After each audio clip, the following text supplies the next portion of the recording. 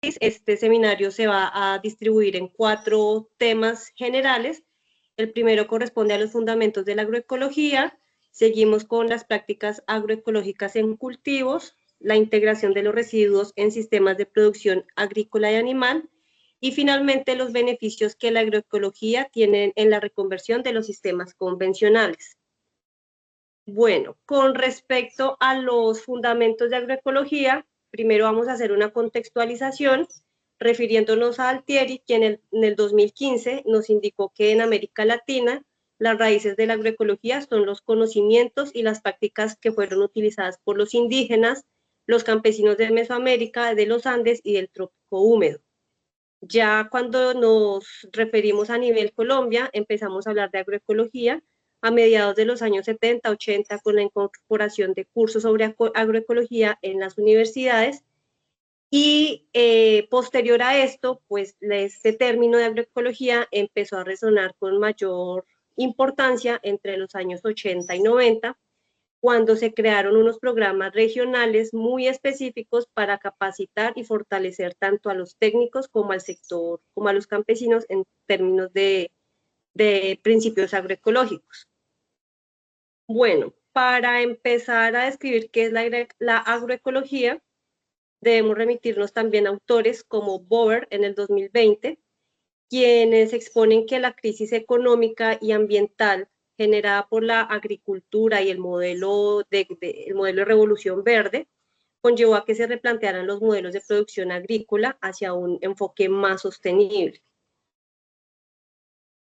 Con base en esto y remitiéndonos ya a nuestra actual política pública de agroecología, que está regulada por medio de la resolución 331 de 2024, es importante mencionar que las razones por las cuales se tiene que impulsar la agroecología corresponden principalmente a la pérdida de identidad cultural campesina que se ha venido evidenciando, a la disminución de la soberanía alimentaria por parte de las comunidades rurales y urbanas, los miles de impactos ambientales y a la salud que abordamos en los seminarios anteriores, que pues sabemos que se presentan básicamente por el uso indiscriminado de agroquímicos y también porque se presenta una pérdida del casi 75% de los recursos genéticos por el uso comercial de unas pocas variedades de cultivos. Pues ya sabemos que todo esto había sido impulsado en el marco de la Revolución Verde. Bueno, bajo esta premisa, la agroecología surge entonces como una alternativa que busca promover las prácticas agrícolas sostenibles, que priorizan no solo la productividad, sino que también nos están priorizando la salud humana, la calidad nutricional de los cultivos y la integridad de los ecosistemas, temas que ya, vuelvo y reitero, habíamos mencionado en el seminario anterior. Asimismo, la agroecología nos busca y nos ayuda a proteger la biodiversidad y los recursos naturales mediante el fortalecimiento de los agroecosistemas, haciéndolos más resistentes al cambio climático y menos dependientes a los insumos externos.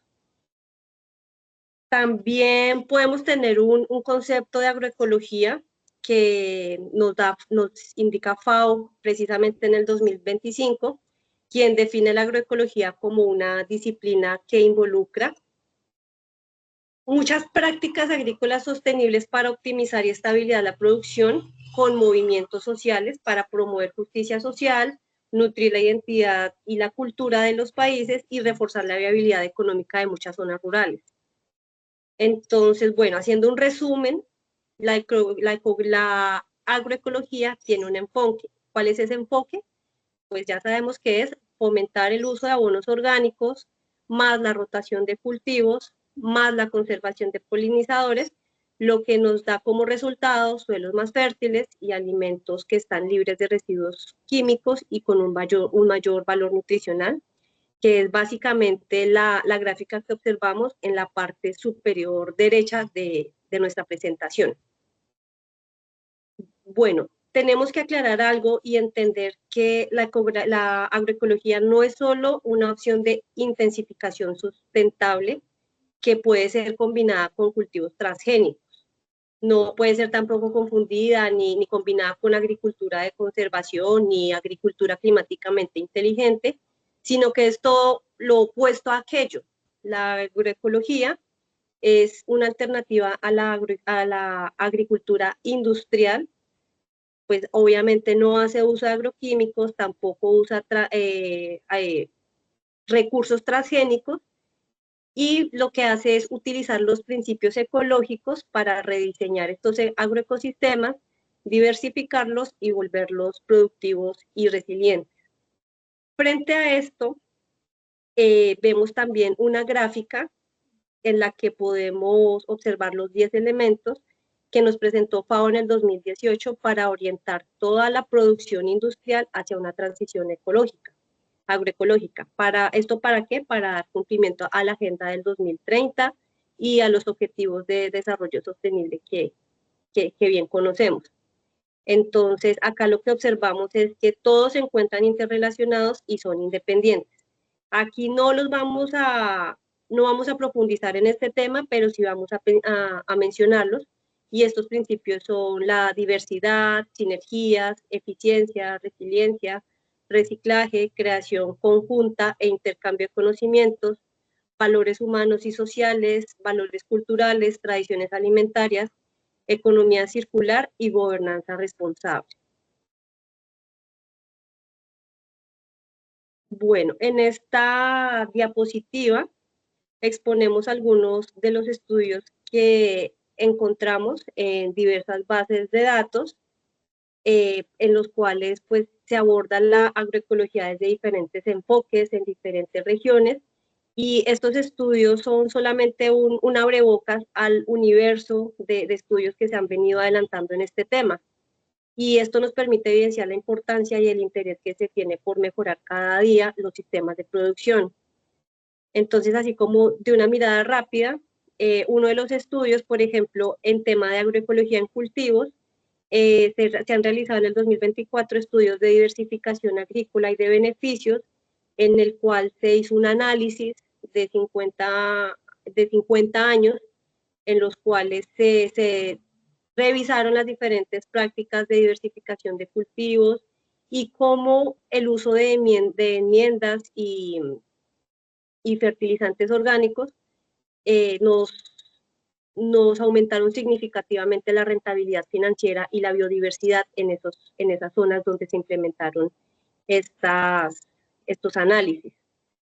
También otro caso para destacar corresponde a las prácticas agroecológicas que se realizaron en la provincia del Sumapaz, en Cundinamarca, en los cuales en municipios como Cabrera y Pasca se hicieron la implementación de esas prácticas agroecológicas, mejorando los sistemas de producción campesina. También es importante destacar que a nivel Colombia, entidades como AgroSavia han presentado diversos estudios, también enfocados en sistemas silvopastoriles, para integrar esta agroecología en sistemas ganaderos, donde se involucran pues los árboles, diferentes tipos de pasturas, en aras de mejorar la productividad y la sostenibilidad en regiones como el Caribe o como la Orinoquía. Y finalmente tenemos estudios de agroecología general enfocados, por ejemplo, a la integración de los bosques y la agricultura para la seguridad alimentaria. En estos estudios lo importante es entender la agroforestería como una alternativa de mejora que involucra tanto ecosistemas como la producción alimentaria para garantizar la soberanía alimentaria y la conservación de la diversidad. Entonces, como vemos, estos estudios son amplios, son variados. Sin embargo, pues en este seminario nos vamos a enfocar en aquellos que mencionamos al inicio, de elaboración la elaboración de los abonos orgánicos, del bocachi y demás elementos que tienden a ser positivos para la biodiversidad. Ahora vamos a entrar en la integración de los residuos de sistemas de producción animal y vegetal, que nos pueden servir como insumos para la elaboración de estos abonos que nos mencionaban ya ahorita y de los cuales nos van a explicar más adelante. Entonces, para comenzar con esta presentación, abordamos un tema clave para la sostenibilidad agropecuaria, la integración de los recursos o los residuos en los sistemas de producción animal. Esta estrategia basada en principios agroecológicos busca cerrar ese ciclo de los nutrientes, porque es que muchas veces, o en la mayoría de las producciones tradicionales, utilizamos los nutrientes, compramos nuevamente insumos, utilizamos, pero no le damos un ciclo completo o no hacemos una recirculación de estos mismos insumos. Convertir con esto los desechos en recursos valiosos. Si hablamos de las granjas, se generan diariamente toneladas de residuos, especialmente de materia fecal, estiércol, restos de los alimentos, o sea, desperdicio, agua de la limpieza, agua residual, residuos vegetales, y tradicionalmente estos residuos han sido considerados un problema de tipo ambiental y de salud para los animales, salud para las producciones vegetales y salud pública en general. Debido a su potencial contaminante, si no se manejan adecuadamente, pueden llevar a afectar la salud de las personas. Y por eso la gran importancia de tomar en cuenta cuál va a ser ese uso que le vamos a dar a estos mismos recursos. Una visión agroecológica nos permite transformar estos residuos en un abono orgánico que mejoren los suelos, que aumenten su productividad y que reduzca la necesidad de la compra de insumos químicos, lo cual puede dar una mayor productividad a las diferentes producciones. Se promuevan en los sistemas más resilientes.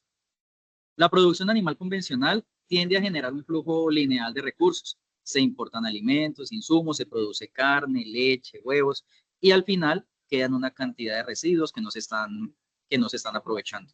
Este modelo tradicional genera una carga ambiental importante. Los sistemas agroecológicos, como lo mencionaba ahorita Angie, promueven un enfoque circular en el que los residuos de esta actividad se convierten en un insumo para otra. Podemos estar hablando de la materia fecal, la cual puede ser compostada, puede utilizarse dentro de un bocachi también y ser utilizada para fertilización de suelos, de pasturas o de cultivos en general, cerrando el ciclo de estos nutrientes. Cuando hablamos de esto, podemos traer el aprovechamiento de estos residuos. Un ejemplo claro es las plantas de beneficio. Cuando hablamos de las plantas de beneficio, se hace aprovechamiento de la carne directa, ya sea de aves, de cerdos o de bovinos. Si hablamos de bovinos, el sacrificio normal de un bovino trae consigo el aprovechamiento de la carne, de productos cárnicos, que habla de sus vísceras, y deja un residuo que son el contenido ruminal. Este contenido ruminal de un bovino estamos hablando de alrededor de 40 kilos, los cuales se traen y se pueden aprovechar de diferentes maneras. Una puede ser el compostaje que mencionó ahorita la compañera y otra puede ser los lodos o los caldos ricos en nutrientes. El motivo inicial de preparar estos lodos era eliminar la contaminación que traemos al ducto residual y que no se nos vaya para la petar de cada municipio.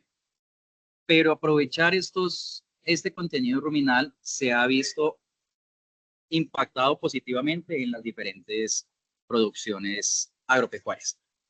Diferentes organismos internacionales como la FAO han promovido activamente el uso sostenible de los residuos orgánicos y según sus informes, el reciclaje de nutrientes mediante el compostaje y biodigestores mencionados puede reducir hasta un 30% la necesidad de fertilizantes químicos en sistemas mixtos.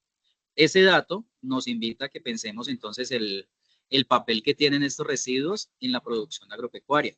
No son basura, como lo mencionamos anteriormente, sino que son un recurso que pocamente se ha habido el aprovechamiento.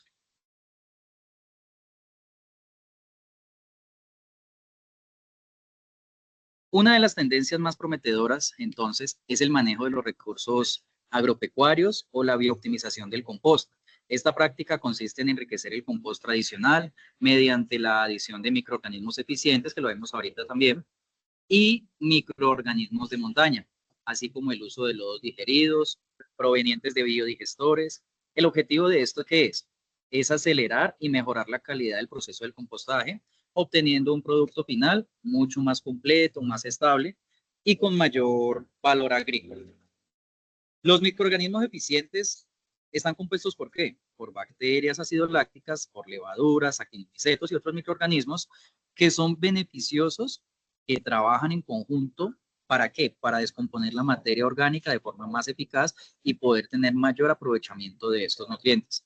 Al integrarse al compost, estos microorganismos no solamente mejoran la velocidad de degradación, sino que también nos van a enriquecer el abono con compuestos activos que estimulen el crecimiento de las plantas. Por otro lado, como les mencionaba ahorita, los lodos del biodigestor que resultan del tratamiento anaeróbico de los residuos orgánicos contienen una alta carga de materia orgánica parcialmente digerida. Estos lodos se pueden aplicar al compost, actúan como bioestimulantes, incrementando la actividad microbiana y aportan nutrientes como nitrógeno, fósforo, potasio en todas las formas y muy asimilables para las mismas plantas. El uso de los abonos orgánicos elaborados a partir de estos residuos, ya sean los biooptimizados, tienen un impacto profundo y positivo sobre los suelos. Ahorita el compañero nos va a presentar algunos casos de éxito en el cual han sido utilizados en comparación pues con los nutrientes de tipo químico. Estos efectos se manifiestan tanto a corto como largo plazo y abarcan dimensiones físicas, químicas, biológicas en el suelo. Comenzando ¿por qué? Por la estructura misma física del suelo. La aplicación del compost mejora la agregación del suelo, lo que esto a su vez ¿qué hace? Incrementa su porosidad, la permeabilidad y la capacidad de retener el agua. Esto nos permite una mejor infiltración del agua de lluvia o del riego, nos controla la erosión, nos controla la pérdida del agua lluvia, sino su aprovechamiento, reduce la escorrentía y mejora la resiliencia del agroecosistema frente a eventos climáticos extremos como lo tenemos en este momento, con estas lluvias intensas. Desde el punto de vista de la biología del suelo, el compost biooptimizado incrementa significativamente la actividad microbiana. Esto se traduce con una mayor biodiversidad del suelo, incluyendo bacterias, hongos, actinomycetos mencionados hace un momento, que juegan un papel esencial en el reciclaje de los nutrientes.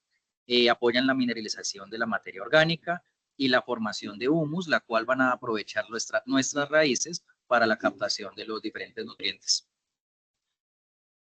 ¿Esto aumenta qué? La vida del suelo. No solamente beneficia el desarrollo de las plantas, sino que también mejora la calidad del ecosistema y al final, ¿qué va a aprovechar? Vamos a tener una mejor calidad de los productos y una mejor calidad de alimentos para la población y con esto mejoramos la salud pública. Ya continuamos entonces, ¿cómo vamos a hacer o cómo se elaboran estos abonos orgánicos de los que estábamos mencionando hace un momento?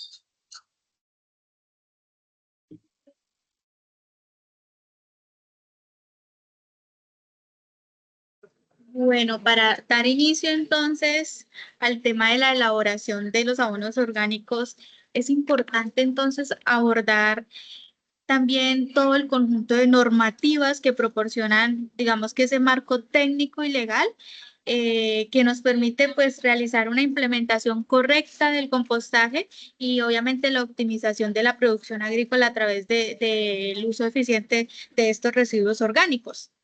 Y justamente podemos evidenciar acá en el recuadro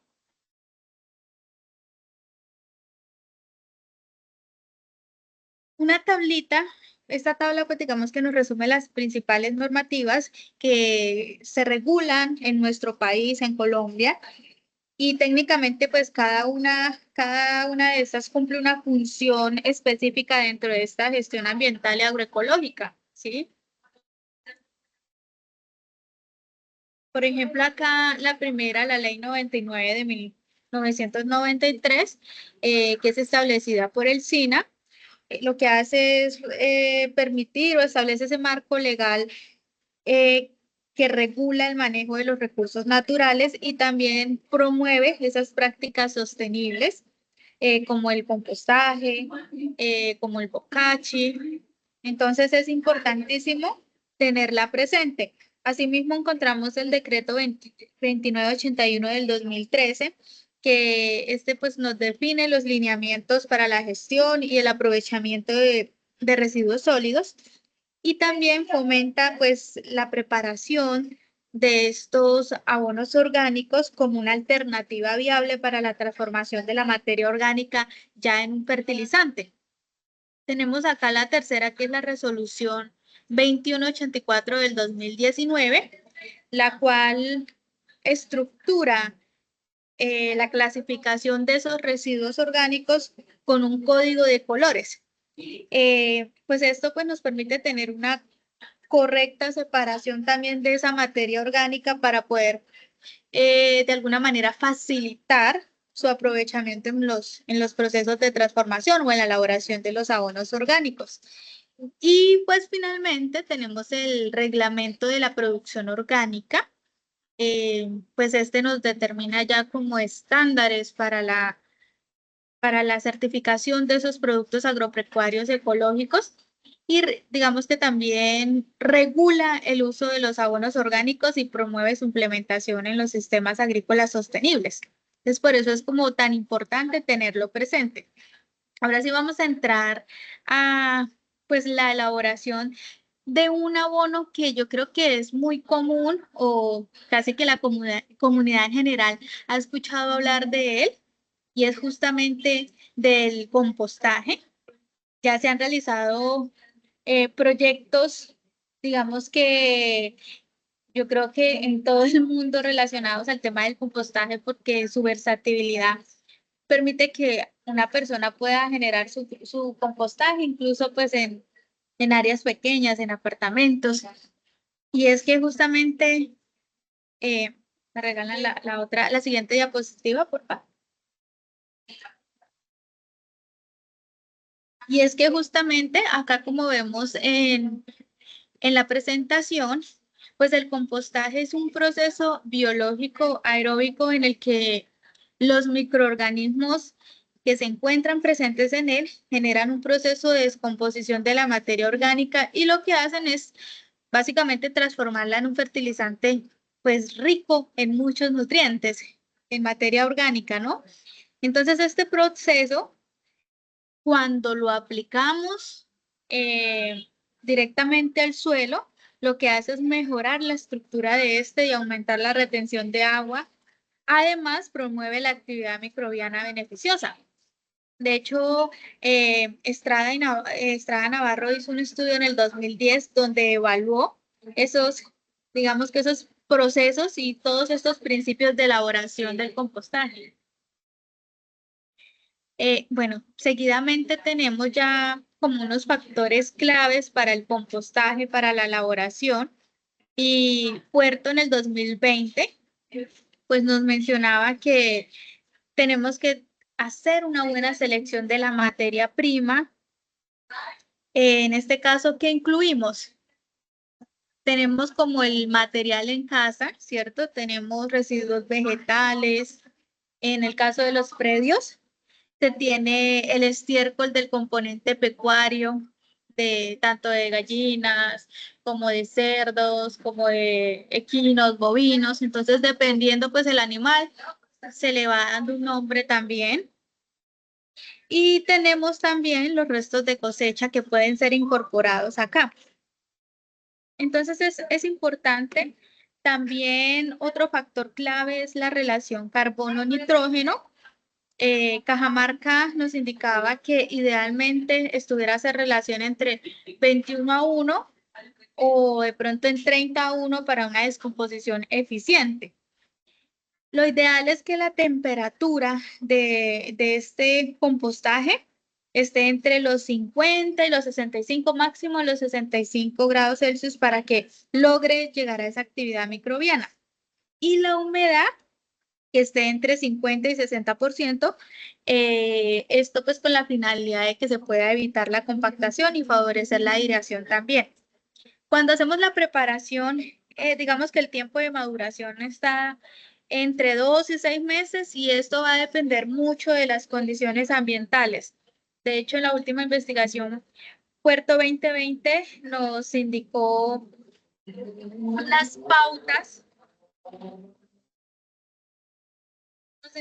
pautas para poder desarrollar o crear correctamente, donde decía que, digamos que estos restos de frutas, de de pronto de cosecha, de hojas.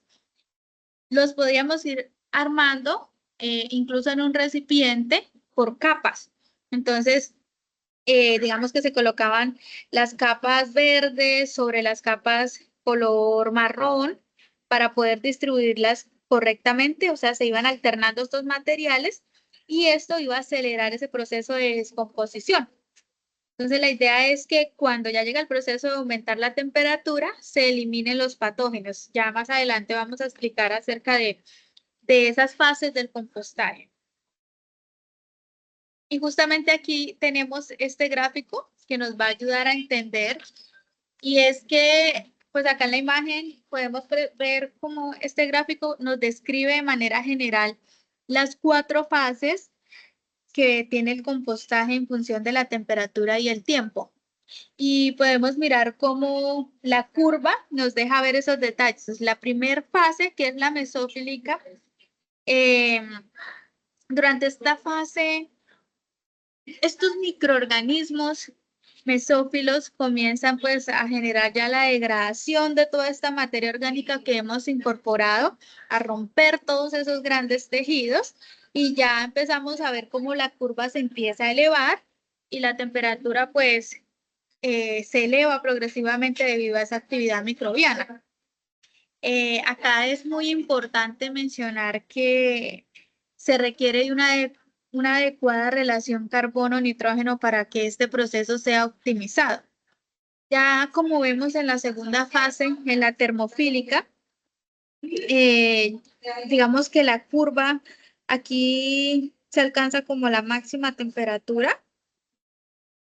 Aproximadamente vemos ahí una gráfica que llega casi a los 70 grados, y entonces es justamente aquí donde se eliminan esos patógenos y esas semillas no deseadas, de lo cual como que empieza a favorecer para que este compostaje tenga una estabilización. Y también se lleva a cabo el proceso de bioxidación, y digamos que es muy importante o es clave en este punto, porque este proceso pues permite la transformación ya química de los compuestos orgánicos. De hecho, Cajamarca vuelve y toca este tema en la investigación que mencionábamos anteriormente.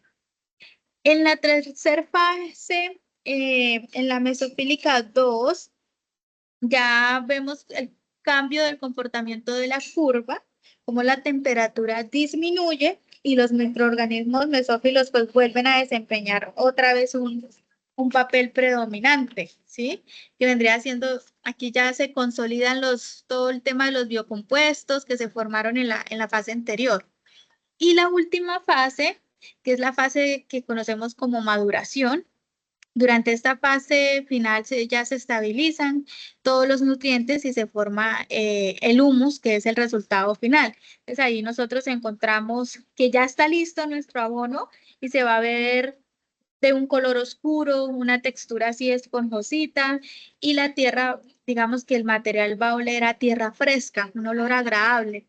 Entonces aquí ya sabemos que se produjo la biotransformación completa de esta materia orgánica y ya se generaron esas sustancias húmicas, las cuales son las que van a tener la alta capacidad de retención de agua y del tema de la fertilidad para el suelo. Bueno, entonces yo quisiera hablarles un poco acerca del bocachi. El bocachi pues también es un abono muy conocido.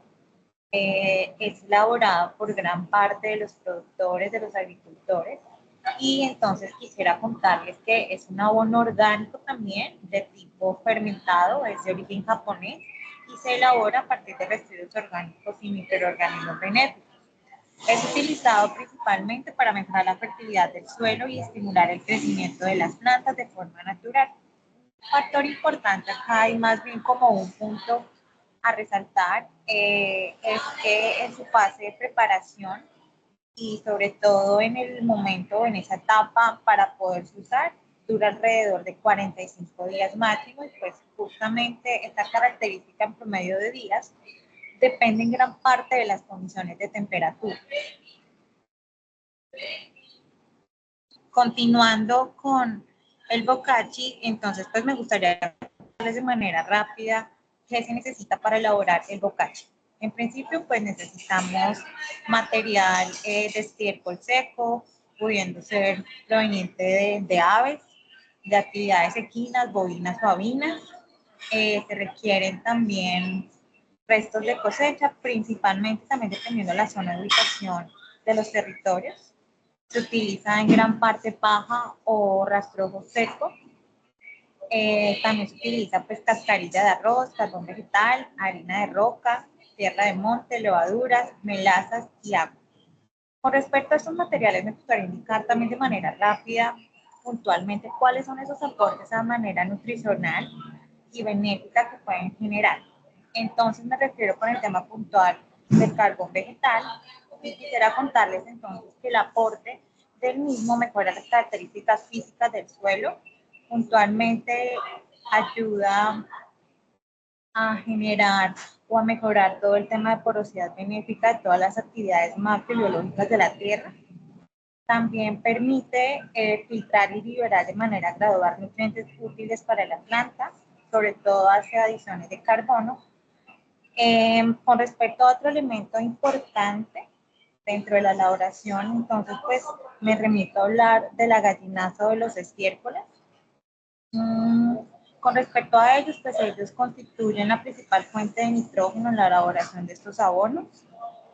También realiza aportes importantes a la fertilidad de los suelos, con suministro de elementos como fósforo, potasio, calcio, magnesio, hierro, manganeso, zinc, cobre, oro y entre otros. Con respecto a la cascarilla de arroz, realmente una de las propiedades interesantes de este material de post cosecha es que permite también todo el tema de infiltración, todo el tema de aireación y mejoramiento de esas características físicas del suelo. Dentro de esas características físicas permite también generar beneficios en todo el tema de aireación y la absorción de la humedad y sobre todo el filtrado de los nutrientes. Hay algunos estudios en donde demuestran también que la cascarilla hace aportes importantes de materia orgánica, de silicio, fósforo, potasio y otros minerales más conocidos como trazas. Con respecto pues al adicionamiento de melaza, que también puede ser caña, eventualmente pues esta constituye la fuente de energía para llevar a cabo todos los procesos de fermentación.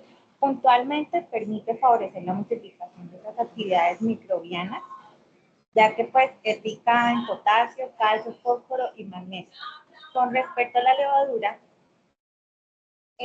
realmente esa pues constituye la fuente de inoculación de los microorganismos que van a permitir llevar a cabo todo el proceso de fermentación y descomposición previa de todos los materiales vegetales.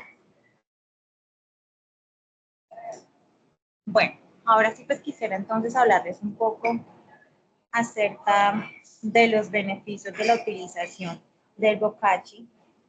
Entonces pues inicio contándoles que puntualmente pues este abono nos permite activar y aumentar la población de microorganismos benéficos al suelo, debido pues puntualmente al suministro de los organismos que se van a inocular a través de las levaduras y también la generación pues, de materia orgánica que constituye el alimento de esos microorganismos y macroorganismos dentro de toda la actividad de fermentación. También permite generar un contenido alto en temas de materia orgánica a la hora de disponerlo dentro del suelo, ya que pues tiene una cantidad elevada de la misma, lo cual pues beneficia a los suelos en términos de contenido de nitrógeno. Además pues de hacer la adición de estos microorganismos y de nitrógeno puntualmente y otros elementos como ya les mencionaba anteriormente, ayuda a fomentar toda la parte de la estructura del suelo, suministra vitaminas, aminoácidos, azúcares, hormonas y ácidos orgánicos. Ya pues uno de los beneficios importantes a largo plazo es que este abono mejora de manera gradual la fertilidad del suelo, ya que pues como lo mencionaba hace un momento, hace aportes importantes de materia orgánica, permite la adecuación o la mejora de características físicas y sobre todo algo importante que quiero que tengamos acá como en mente es que permite activar actividades en la rizósfera, puntualmente la cual pues, es promotora de crecimiento de muchas plantas.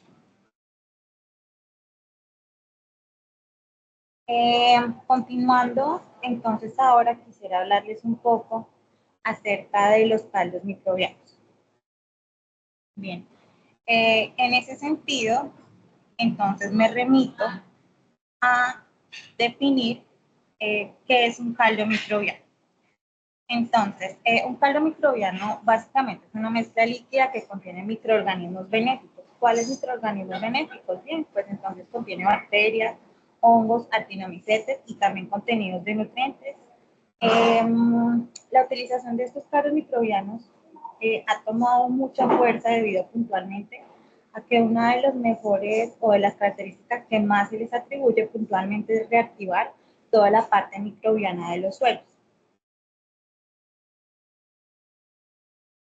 En este sentido, con esta lámina pues quisiera entonces contarles un par de cosas adicionales e importantes de los caldos microbianos. Los caldos microbianos entonces en su mayoría están compuestos por microorganismos eficientes. ¿Cuáles microorganismos eficientes? Normalmente podríamos encontrar entonces microorganismos tipos Bacillus, Pseudomonas, Azosphyllum, Trichoderma, Rhizobium, entre otros, que puntualmente pues todos estos microorganismos dentro del suelo nos permiten activar esas actividades microbianas y generar beneficios en temas de resistencia a enfermedades, de controladores biológicos con respecto a patógenos que se encuentran inoculados dentro de los suelos y sobre todo nos activan también todo el tema de generación de hormonas para el crecimiento radicular.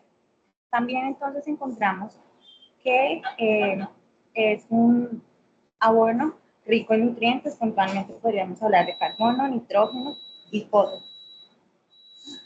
Dentro de las funciones, así para ser un poco más puntual, entonces indicaríamos que tiene funciones para mejorar la fertilidad de los suelos, puntualmente, porque pues al poseer microorganismos vivos, estos microorganismos nos permiten la degradación y la descomposición de la materia orgánica para liberar puntualmente elementos como el nitrógeno, fósforo y el potasio.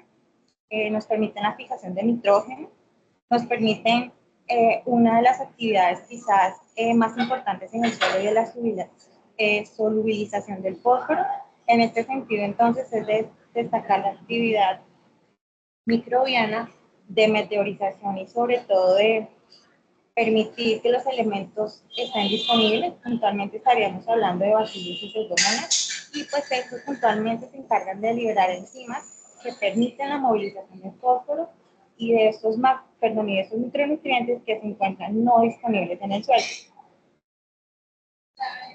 Con respecto al tema del control biológico de patógenos, algunos de estos microorganismos funcionan como antagonistas, lo cual pues también nos permite generar un equilibrio en el control de entomopatógenos que pueden ser parásitos para los cultivos. Otra de las características importantes es el mejoramiento de la estructura del suelo y puntualmente pues esto se lleva a cabo gracias a los exudados microbianos que son producidos, los cuales pues ayudan a favorecer la aireación y retener el agua a la vez que pues generan pues la activación de todas estas dinámicas del suelo.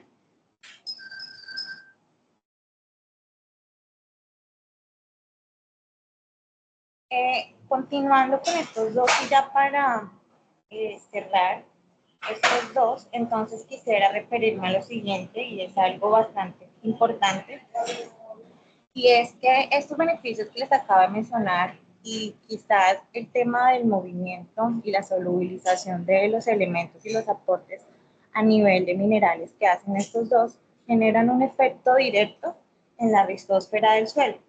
Es de tener en cuenta que la rizósfera del suelo es la zona que rodea directamente las raíces de la planta y la cual presenta una interrelación directa con toda la parte radicular, los microorganismos del suelo y los nutrientes.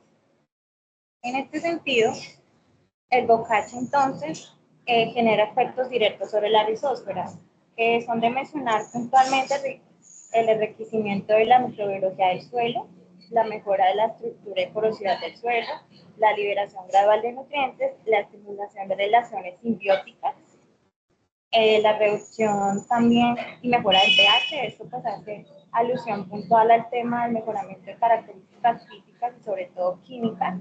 Y con respecto al tema de los caldos microbianos, entonces hablaríamos puntualmente también del incremento de la diversidad microbiológica benéfica de los suelos, producción de metabolitos bioactivos, al estimular pues, todo el crecimiento radicular, con la liberación de fitohormonas, puntualmente estaríamos hablando de auxinas y giberilinas.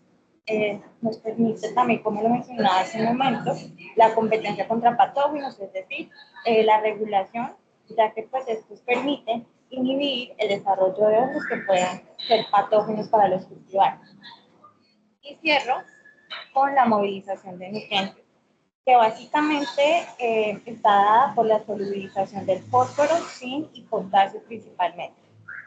Listo, entonces vamos ahorita a mencionar el tema de los microorganismos de montaña, que es, digamos que abordaremos como la elaboración de estos microorganismos de una forma un poco más práctica. Primeramente, pues mencionar que la tecnología de estos microorganismos, digamos que en la historia fue desarrollado por el japonés Teruo Iga.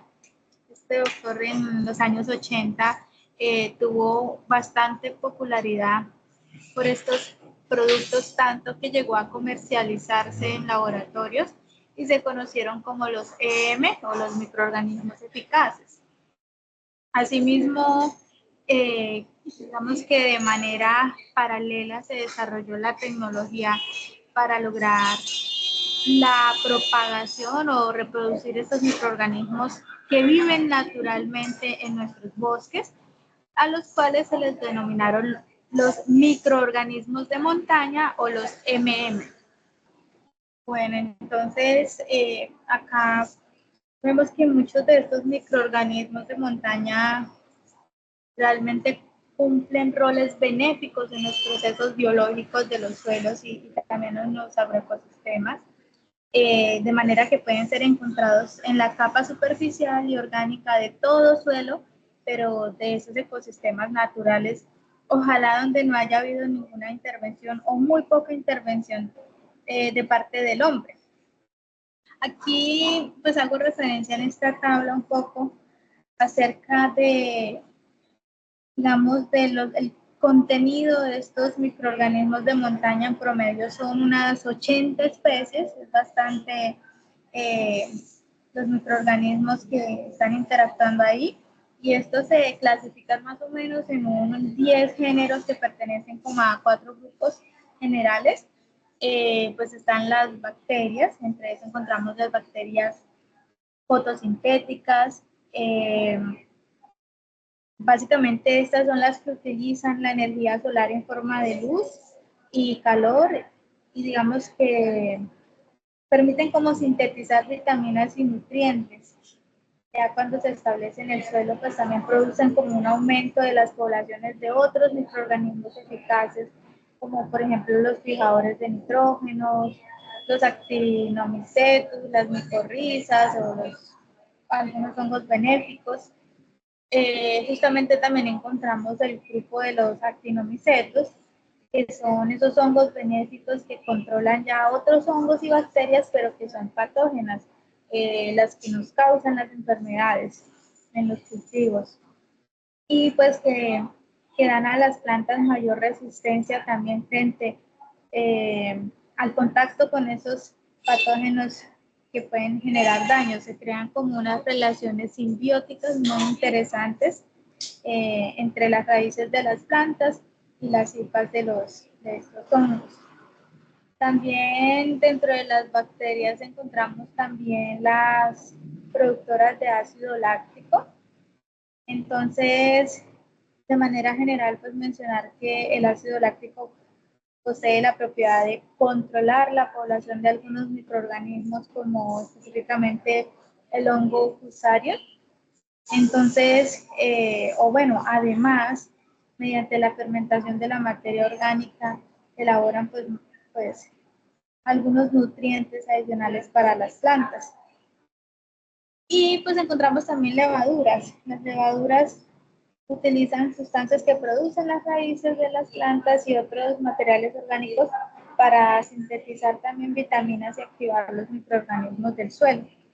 Entonces, digamos que para hacer como una descripción de la tecnología, esta ilustración nos puede ayudar bastante en la técnica de la activación de los microorganismos de montaña. Se debe realizar posterior a tener ya una base sólida, que es la que encontramos acá en la parte central de la ilustración.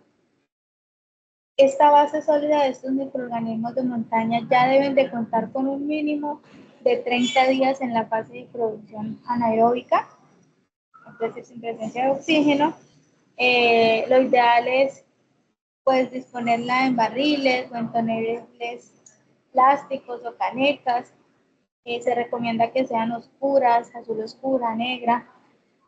Y asimismo, digamos que tener los microorganismos de montaña activados, conocidos como los MMA, que pueden ser una mezcla de bacterias, hongos, levaduras o otros microorganismos benéficos para generar una mayor activación. Ya cuando digamos que los microorganismos están activados, pudiéramos indicar que están listos para hacer la incorporación al suelo o en abonos orgánicos, o de pronto también como una solución que puede permitir hacer control o suprimir plagas y enfermedades en diferentes cultivos. Realmente son muy, muy prácticos. Entonces, dentro de algo interesante a mencionar de este producto es que los microorganismos tienden a conservarse en la fase sólida y digamos que vamos a tener ahí una base para utilizarla por mucho tiempo en la fase líquida para aplicar pues, en la finca. Digamos que aquí en la gráfica podemos evidenciar que para la elaboración de esa base sólida, pues necesitamos el material obviamente con los microorganismos, los que recolectamos directamente pues, en el bosque natural, un carbohidrato como sustrato y energía. Se puede utilizar una harina. Para el ejemplo, pues mencionamos la harina de arroz. Y se puede utilizar un azúcar como energía. Aquí, pues en el ejemplo, en la ilustración, se está haciendo uso de la melaza por parte de los productores. Entonces, esta base sólida, yo digamos que voy a compartir acá la experiencia de los que he logrado preparar y es justamente para 200 kilogramos de microorganismos de montaña sólidos en una caneca plástica de 200 litros de color azul. Entonces, con una tapa hermética, he colocado 100 kilogramos de harina de arroz, 10 kilogramos de melaza y 100 kilogramos de microorganismos de montaña y lo humedezco con agua sin cloro. Entonces, básicamente, dentro del procedimiento, pues es incorporar todos estos elementos y dejar que se lleve a cabo el proceso anaeróbico y posteriormente, durante aproximadamente 30 días que se deja así tapado herméticamente, ya la base sólida queda como lista y ya hay digamos que una alta reproducción de estos microorganismos y ya está lista esa activación, o está lista más bien para hacer la activación a líquidos. Es comúnmente o frecuentemente cuando abrimos, ahí podemos evidenciar esos microorganismos de colores claros, con unos olores agradables, y estos pues se pueden mantener hasta el año completo bajo esta preparación que hemos utilizado con los productores. Son bastante, digamos que se mantienen por mucho tiempo, y ya para la activación de los líquidos, pues en otra caneca de los 200 litros se incorpora pues otro poquito de melaza, más o menos 10 kilos, 180 litros de agua, y en estilo como de infusión se colocan 7 kilogramos de microorganismos sólidos. y de esa manera pues ya tenemos como la solución lista para ser aplicada. Entonces ya hay diferentes maneras de disponerlas o de realizar las aplicaciones. Lo ideal es no aplicarla puro, sino mezclarlo con agua en concentraciones más o menos o aproximadas de un 10 y un 20%, teniendo en cuenta el cultivo y el estado también de desarrollo, el estado fenológico del mismo. Y de esta manera, pues ahí sí, hacer las aplicaciones.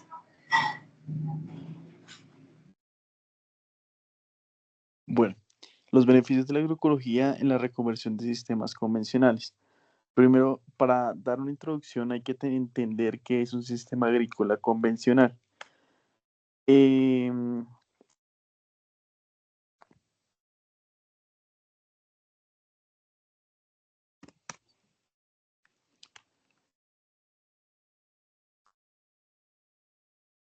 Primero que todo, un sistema agrícola convencional hay que entenderlo. Antes de hablar sobre los beneficios de la agroecología, es importante entender qué caracteriza como tal un sistema agrícola convencional.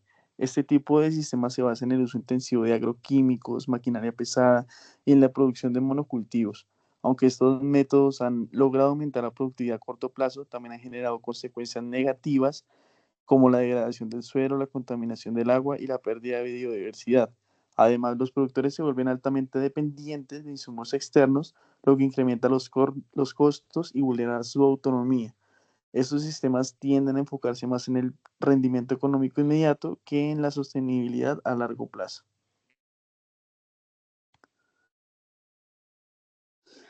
Los beneficios de la agroecología en la reconversión. Cuando un sistema convencional comienza a transitar hacia un enfoque agroecológico, los beneficios generalmente se presentan en distintas dimensiones. Desde lo ecológico hay una mejora notable en la fertilidad del suelo, donde se incrementa la biodiversidad y se reduce la contaminación, ya que se utilizan prácticas como el compostaje, la rotación de cultivos y el control biológico. En lo económico, los agricultores disminuyen su dependencia de insumos externos como fertilizantes y pesticidas químicos, lo cual representa un ahorro significativo a mediano plazo. Socialmente, la agroecología fortalece a las comunidades rurales, ya que valora el conocimiento campesino, fomenta la participación colectiva y mejora la calidad de vida al ofrecer alimentos más sanos y entornos menos contaminados.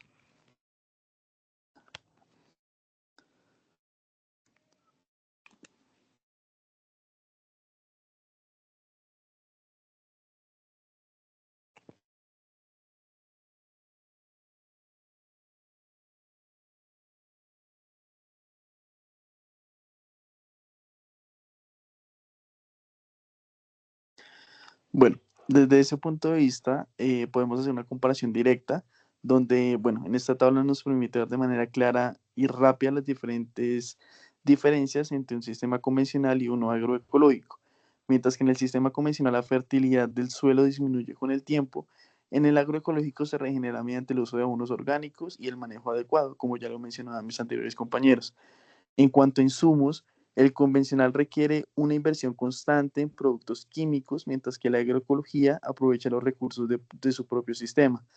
Además, la diversidad de cultivos en la agroecología permite una producción más estable y adaptable, lo que también se traduce en una mayor resiliencia frente al cambio climático y las fluctuaciones del mercado.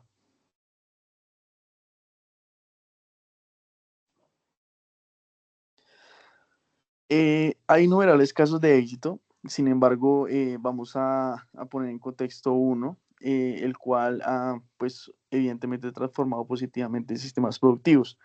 Uno de ellos son las fincas familiares, donde ellos han dejado de depender de insumos químicos gracias al uso del compost, del bokashi, de los microorganismos de montaña, logrando suelos mucho más vivos y productivos. También se han formado redes de productores agroecológicos que comercializan directamente en mercados locales, mejorando sus ingresos y fortaleciendo la economía comunitaria. Estos casos demuestran que la agroecología no es solo una teoría, sino una práctica viable para que eh, estos resultados sean bastante reales, positivos y evidentemente sigan generando un impacto positivo en el medio ambiente.